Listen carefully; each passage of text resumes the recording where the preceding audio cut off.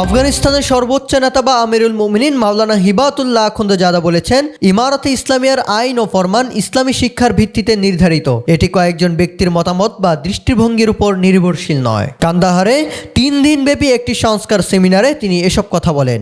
সেমিনারে বিভিন্ন মন্ত্রণালয় ও রাষ্ট্রীয় প্রতিষ্ঠানের কর্মকর্তারা অংশ নেন। মাওলানা আখুন্দজাদা বলেন, ইমারতে ইসলামিয়ার আইন ও ফরমান কোনো ব্যক্তি বিশেষের মতামত নয়, বরং আল্লাহ তাআলার দ্বীন এবং সেই সব ইসলামী বিধান যা মানুষকে আল্লাহ তাআলার দ্বীনের দিকে আহ্বান করে। ভালো লাগার প্রতিটি মুহূর্তে থাকুক একটি সুন্দর পাঞ্জাবি সব বিধি আপনার সিগনেচার লুক। শুরু বসুন্ধরা সিটি, ঢাকা।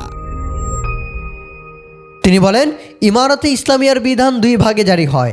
এক ভাগ হলো আল্লাহ তাআলার তাজিম ও ইবাদত সংক্রান্ত নির্দেশনা, যেমন নামাজ, রোজা এবং অন্যান্য ইবাদতের বিধান। আরেক ভাগ হলো আল্লাহ তাআলার সৃষ্টির প্রতি রহম ও দয়ার নির্দেশনা, যাতে মানুষকে সাহায্য ও সহযোগিতা, মুহাজির, অসহায় ব্যক্তি, যুদ্ধাহত ও অভিভাবকহীন পরিবার, এতিম, বিধবা ও মাদকাসক্তদের বিষয়ে নির্দেশনা থাকে। এই ভিত্তিতেই ইমারতে ইসলামিয়া জনগণের সহযোগিতা ও সেবা নিশ্চিত করতে বিভিন্ন দপ্তর প্রতিষ্ঠা করেছে।